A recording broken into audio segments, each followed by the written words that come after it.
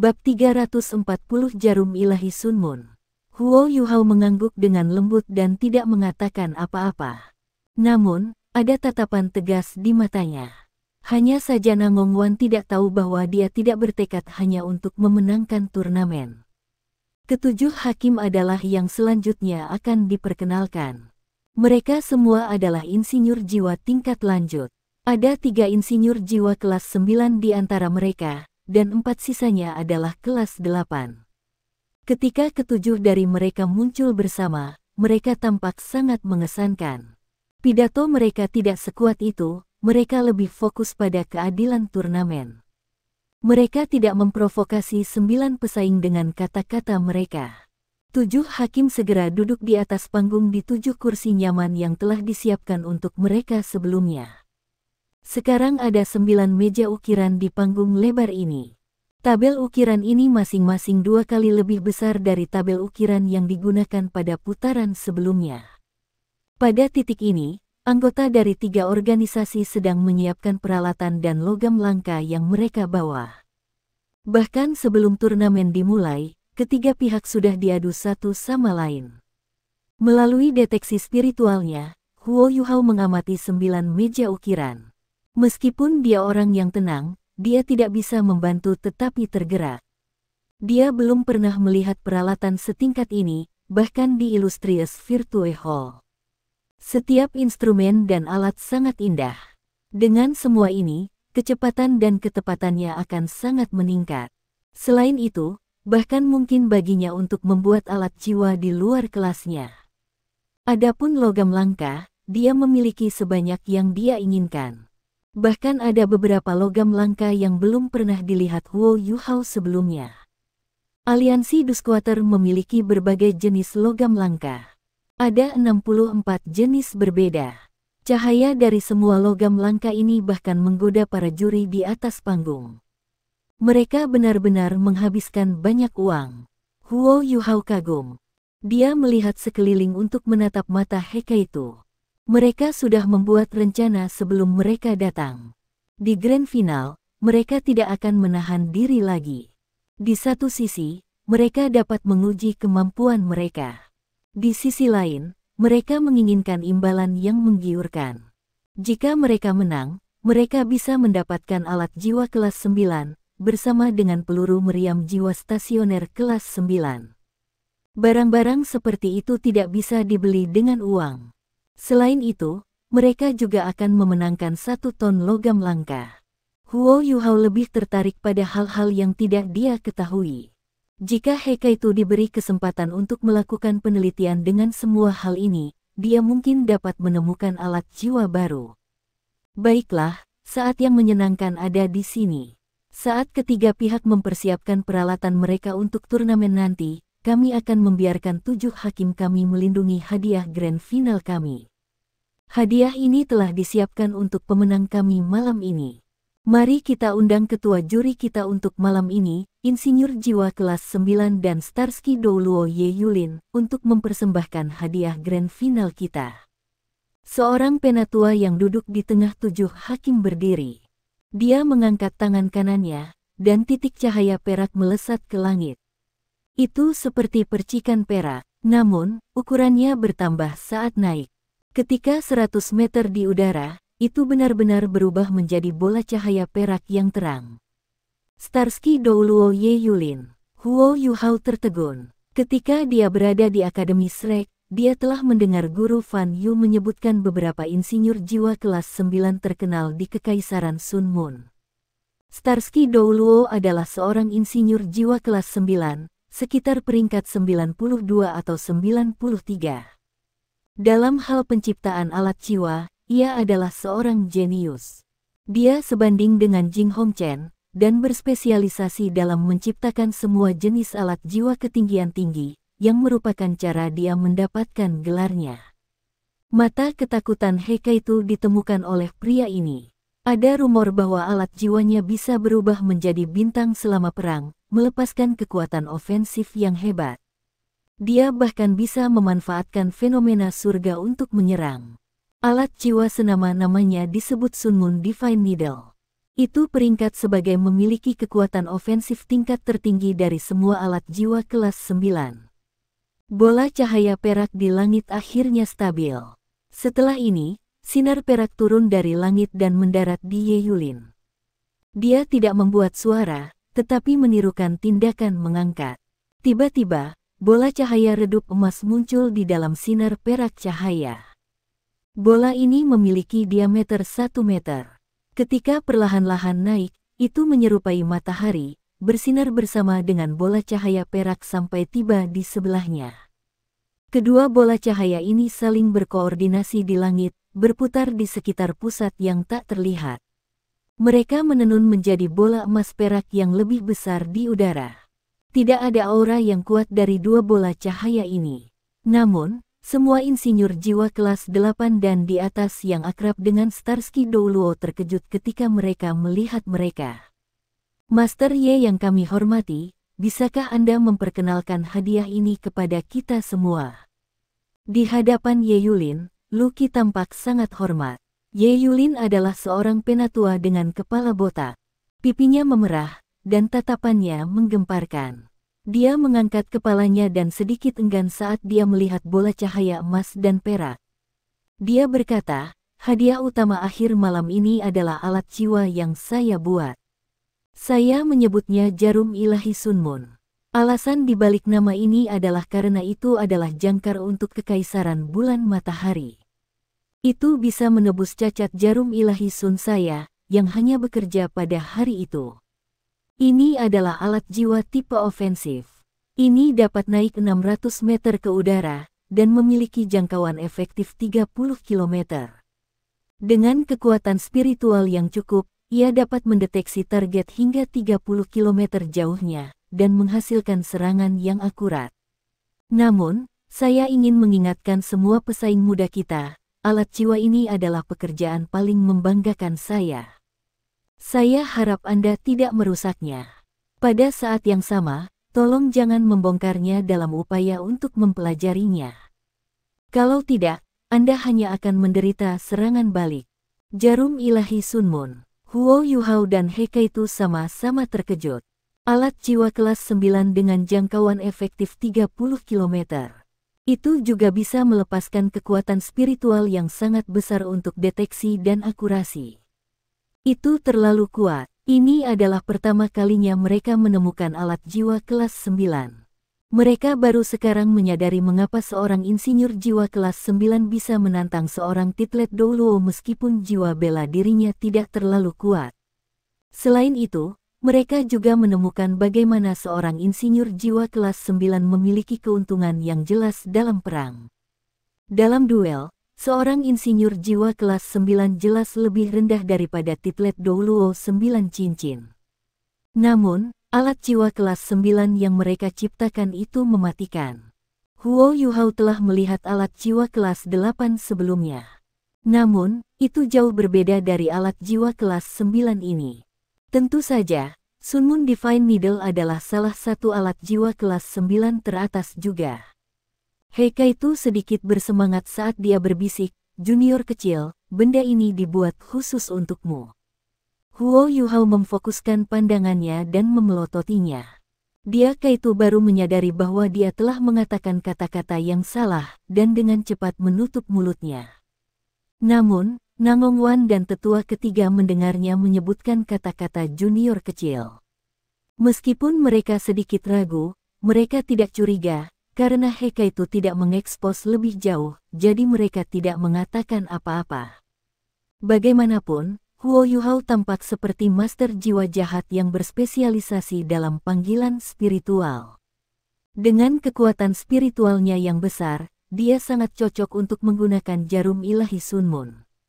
Penatua ketiga mendengus dan berkata, jangan tertipu oleh Ye Yulin. Jarum ilahi Sunmunnya bagus, tetapi perlu 3 hari untuk mengisi daya. Selain itu hanya dapat diisi menggunakan Sun Moon Essence. Kekuatan ofensifnya bagus, tetapi hanya bisa digunakan 3 kali setelah diisi. Selain itu, banyak kekuatan jiwa habis setiap kali digunakan. Ini sangat melelahkan. Kisaran efektif 30 km juga teoretis. Namun, memang benar bahwa itu bisa mencapai 1.600 meter ke udara. Nan Gongwan terkekeh dan berkata, "Tetua ketiga, akui saja. Anda memang kalah dengan Ye Yulin dalam hal alat jiwa ketinggian tinggi. Dia juga mewakili keluarga kekaisaran. Mengapa Anda harus mengadu domba dengannya? Meskipun Sun Moon Divine Needle sulit digunakan, itu masih salah satu alat jiwa kelas 9 terbaik.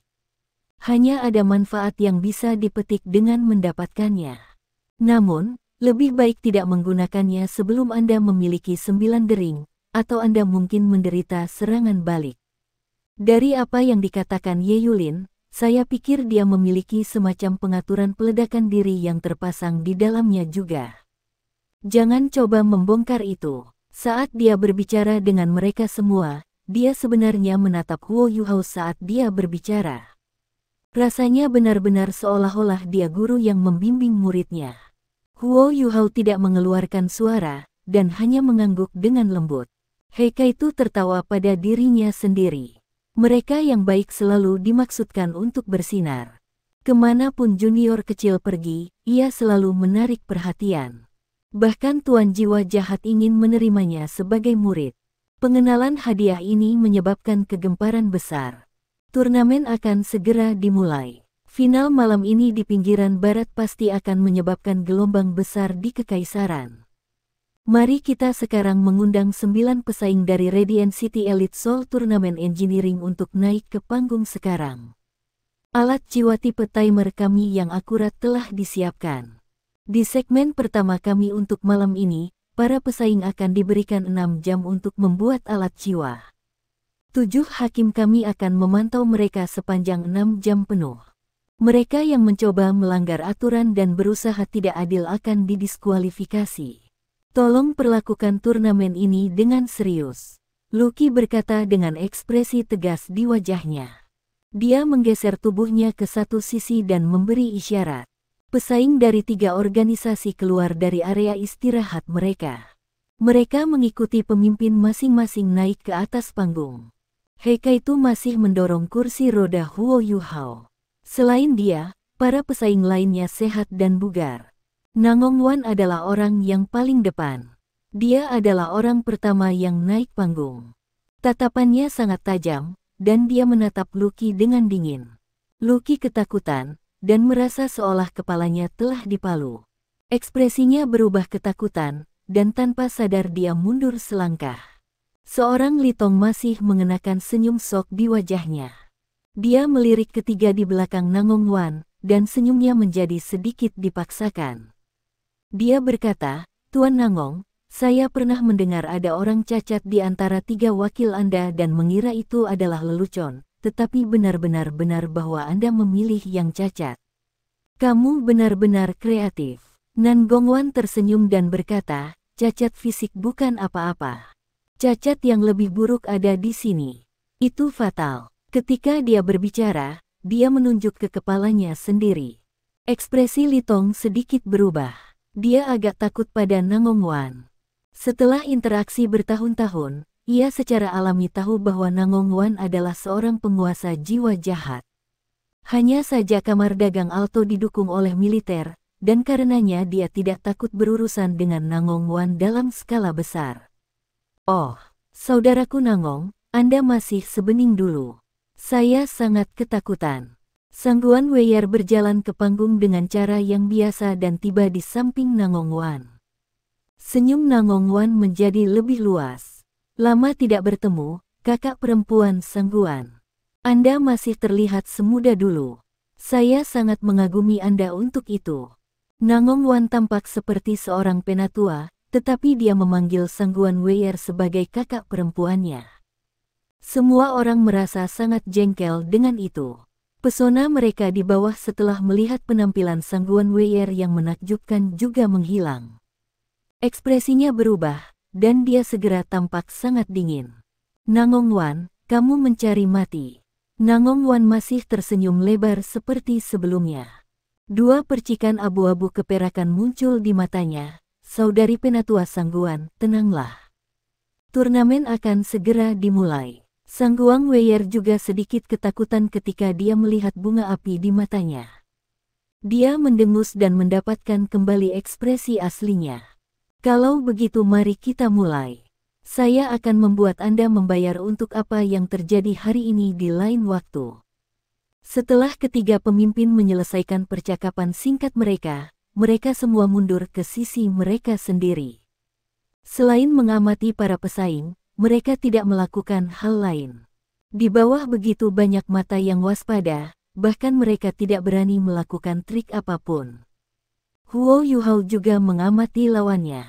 3 perwakilan dari kamar dagang Alto semuanya pria. Mereka tampaknya berusia sekitar 30 tahun, dan tidak terlihat sangat istimewa. Satu-satunya hal penting tentang mereka bertiga adalah ketenangan mereka. Jelas, mereka adalah insinyur jiwa yang berpengalaman dan berbakat. Aliansi umum terikat untuk menarik perhatian. Ketiga perwakilan mereka adalah wanita. Ada insinyur jiwa wanita, tetapi mereka jauh lebih jarang daripada insinyur jiwa pria. Aliansi umum mengirimkan 3 insinyur jiwa perempuan, dan mereka semua sangat cantik. Itu mengejutkan. Jelas, mereka semua diasuh oleh aliansi bersama.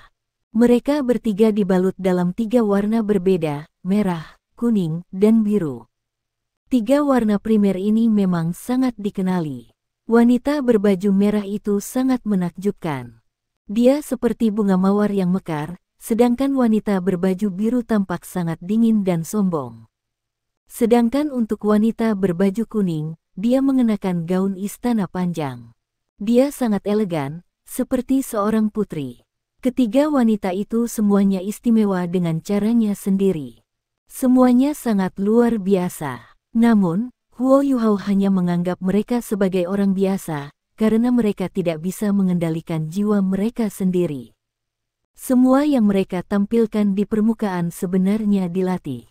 Mereka tidak alami. Wanita seperti itu tidak bisa dibandingkan dengan Wang Donger. Mereka bahkan tidak cocok untuk dibandingkan dengan Wang Donger. Jangan tertipu oleh penampilan mereka. Insinyur jiwa yang dipelihara oleh Common Alliance sangat licik. Jika ada peluang, garap mereka. Jangan beri mereka kesempatan. Suara Nan Gongwan terdengar di telinga Hekaitu, Huo Yuhao dan Huang Zheng. Huo Yuhao memikirkan sesuatu. Memang, para wanita ini akan mendapatkan keuntungan sampai batas tertentu. Terhadap kecantikan yang menggairahkan, pria normal manapun akan lebih berbelas kasih. Ye Yulin memberi isyarat dan berkata, "Ketiga pemimpin, silakan mundur dari panggung. Pesaing, masuk ke posisi dan bersiaplah untuk bersaing." Nan Gongwan, Sang Guan Weier, dan An Litong saling memandang. Ada tatapan dingin di mata mereka ketika mereka berbalik. Hekaitu mendorong Huo Yuhao ke belakang meja ukiran sebelum dia melanjutkan ke meja ukirannya sendiri di belakangnya. Ye Yulin meletakkan tangannya di belakang. Dia tampak sangat keras.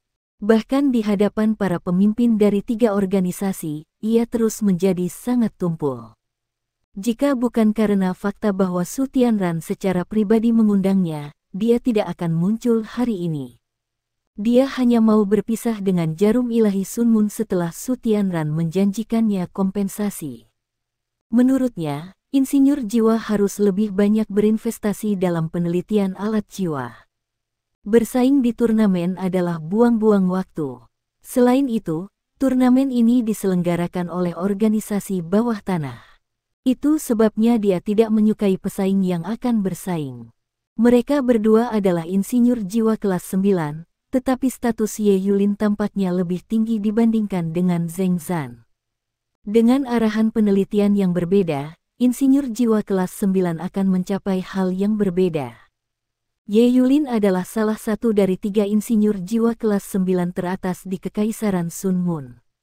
Dalam hal kemampuannya, dia setidaknya di standar Jing Hongchen.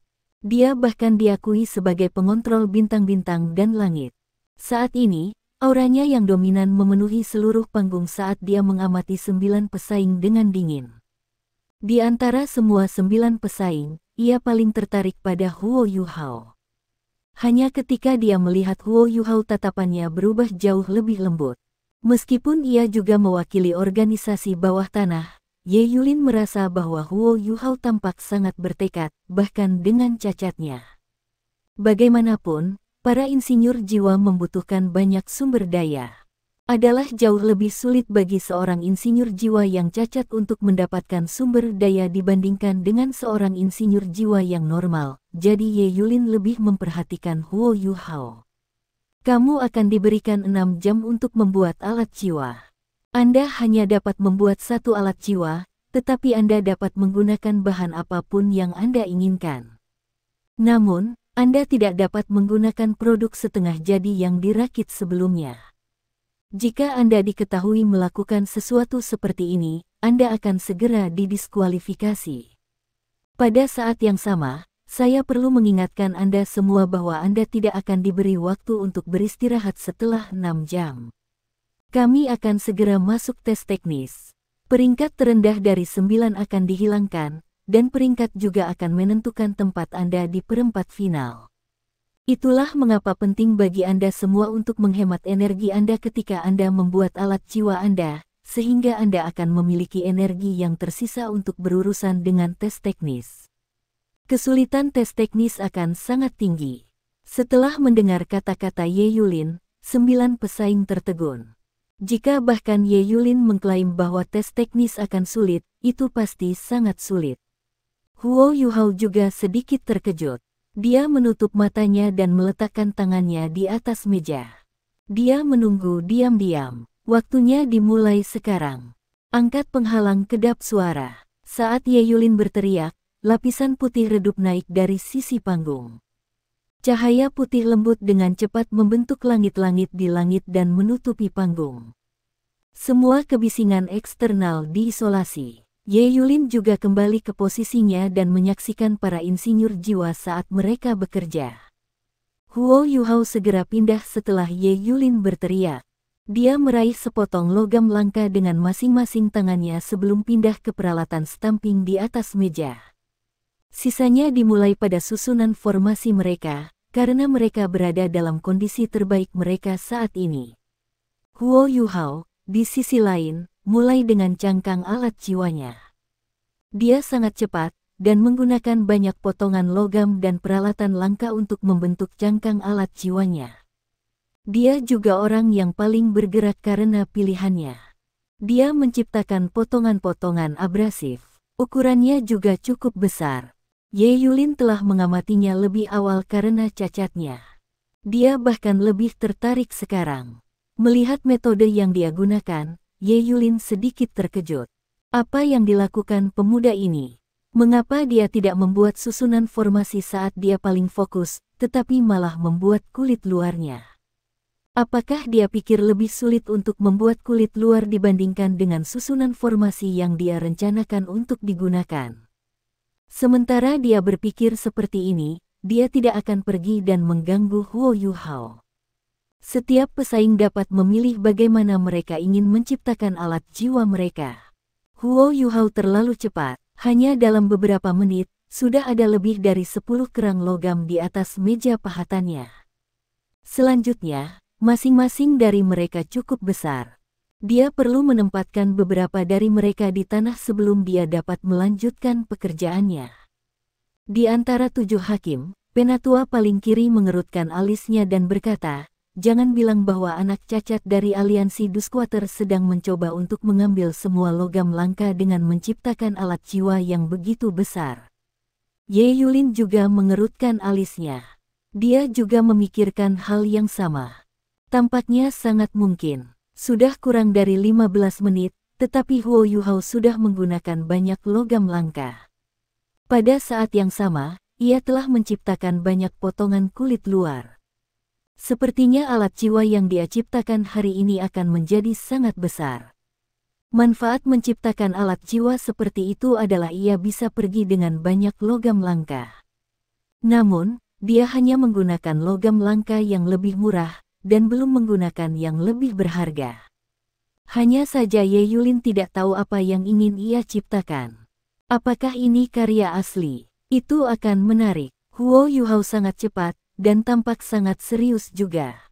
Namun, Tidak ada yang memperhatikan bahwa ia tampaknya kurang cerdas daripada sebelumnya, meskipun ia masih tampak sangat gigih.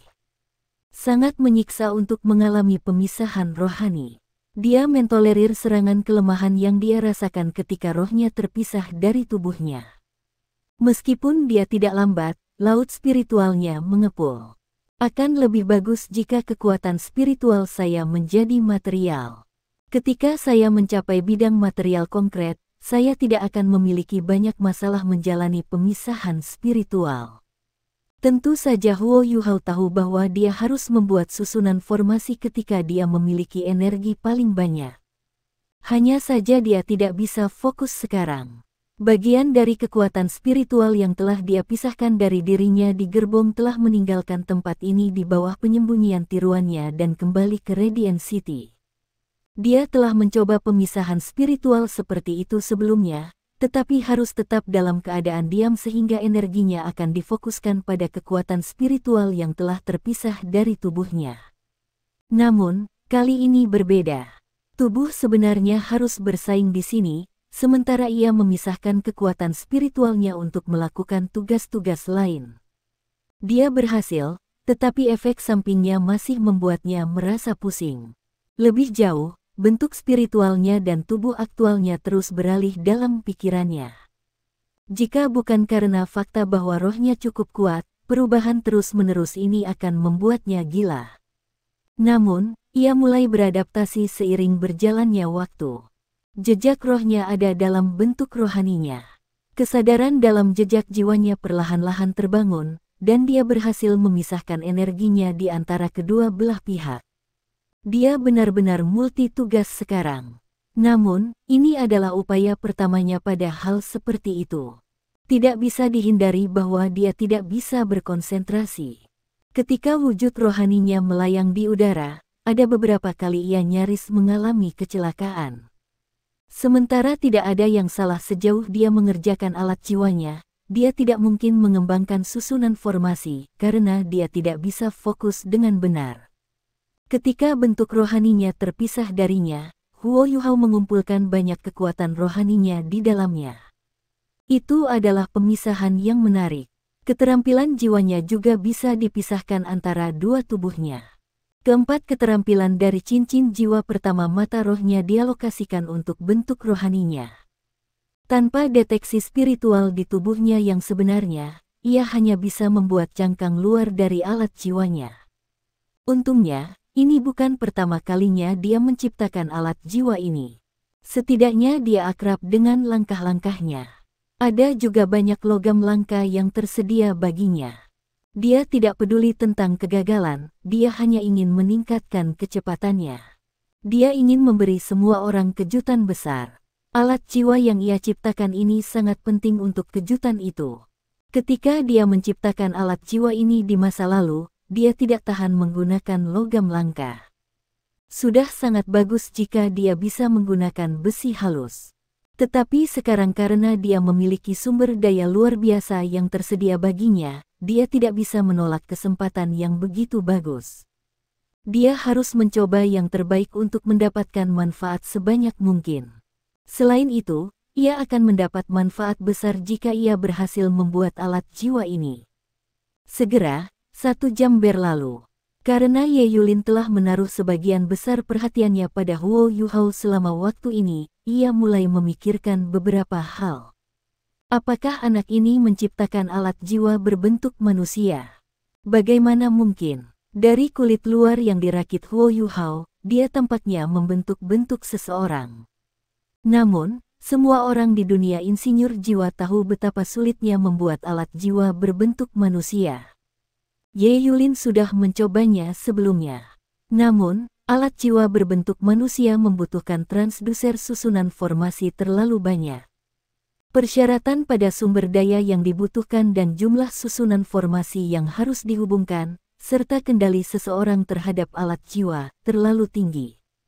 Tidak sulit untuk membuat alat jiwa berbentuk manusia yang bisa dikendalikan. Bagian yang sulit adalah menciptakan alat jiwa berbentuk manusia yang dapat sangat meningkatkan kemampuan seseorang. Itu harus lebih unggul dari kemampuan pengendali sendiri dalam hal kecepatan, serangan, pertahanan, dan aspek lainnya. Itu juga harus tidak menahan keterampilan jiwa yang bisa digunakan pengendali.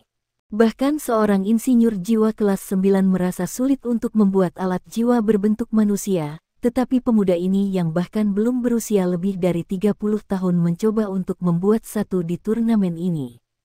Kenapa dia begitu percaya diri? Apakah dia benar-benar berpikir bahwa dia dapat menciptakan alat jiwa berbentuk manusia dalam waktu 6 jam? Dan itu dapat membantunya memenangkan turnamen ini? Tidak. Mata Ye Yulin tiba-tiba menjadi cerah. Dia mulai mengerti apa yang sedang dilakukan Huo Yuhao. Anak ini tidak bisa menggerakkan anggota tubuhnya yang lebih rendah. Dia pasti akan menderita nanti. Jika dia dapat membuat alat jiwa berbentuk manusia yang dapat membantunya bergerak, dia mungkin benar-benar menang. Namun, alat jiwa yang berbentuk manusia seperti itu harus dilengkapi dengan alat jiwa tipe ofensif tambahan. Tetapi aturan tersebut menentukan bahwa setiap pesaing hanya dapat membuat satu alat jiwa. Bagaimana dia akan mengatasi dilema ini? Jangan bilang bahwa dia akan kehilangan setelah menyelesaikan alat jiwa berbentuk manusia ini. Bahkan jika ini masalahnya, dapatkah dia benar-benar menyelesaikan ratusan susunan formasi yang diperlukan untuk alat jiwa berbentuk manusia dalam waktu 6 jam? Dan membuatnya bergerak? Tidak mungkin. Tiba-tiba, Starsky Douluo merasa sangat bingung. Dia semakin penasaran saat dia menyaksikan Huo Yuhao. Huo Yuhao terus mengerjakan alat jiwanya, tetapi dia tidak membuat susunan formasi. Dia sekarang membuat beberapa komponen yang lebih kecil. Logam langka yang ia gunakan juga menjadi semakin berharga. Logam langka yang baik memang berbeda. Perbedaan antara menggunakan pegas tembaga tangguh dan tembaga halus biasa untuk membuat komponen yang sama memang sangat besar. Di masa lalu, saya hanya berhasil sekali setelah gagal berkali-kali, dan saya masih harus khawatir tentang kekuatannya. Namun, saya telah berhasil sekali mencoba menggunakan tembaga pegas ini, dan kekhawatiran saya juga berkurang. Perbedaannya terlalu besar. Sejak dia menjadi insinyur jiwa, Huo Yuhao tidak pernah begitu menikmati dirinya sebelumnya. Itu adalah kenikmatan yang didapat dari menjadi mewah. Namun, wujud spiritualnya yang tidak berwujud dengan cepat kembali ke Radiant City bahkan ketika dia menikmati pengalaman ini dengan tubuhnya yang sebenarnya. Akademi Teknik Sun Moon Imperial Soul benar-benar diam sekarang. Itu tidak lama sebelum lampu akan padam. Para siswa akademi telah lama kembali ke asrama mereka. Malam telah tiba, dan cuaca tampak agak suram. Pencahayaannya sangat buruk saat malam tiba. Hanya lampu jiwa di sepanjang sisi dinding di akademi yang berhasil memberikan penerangan ke sekeliling mereka. Ada beberapa sosok berdiri di gerbang tidak jauh dari akademi. Mereka berhasil menyamarkan diri mereka ke dalam kegelapan. Kenapa di sini tidak di sini? Suara wanita menawan terdengar sedikit cemas. Jangan cemas, jawab sebuah suara dingin. Itu adalah suara yang bisa meninggalkan kesan mendalam dalam pikiran seseorang. Pada titik ini, awan-awan di langit tampak membuyarkan. Garis cahaya bulan melintas melewati sudut gelap tempat mereka berada, memperlihatkan 5 sosok. Mereka menunggu diam-diam. Ada 5 orang, Ji Juechen, Jing Xian, Xiao Xiao, Wang Donger dan Wang Qiwer. Ya, baik Wang Qiwer dan Wang Donger ada di sana. Seluruh Tang Sekte sedang menunggu di luar hotel, selain Bei Bei. Mereka semua tampak siap beraksi, meskipun mereka seharusnya beristirahat di kamar hotel mereka sekarang. Wang Donger dan Wang Qiwer adalah 2 yang berbicara sebelumnya.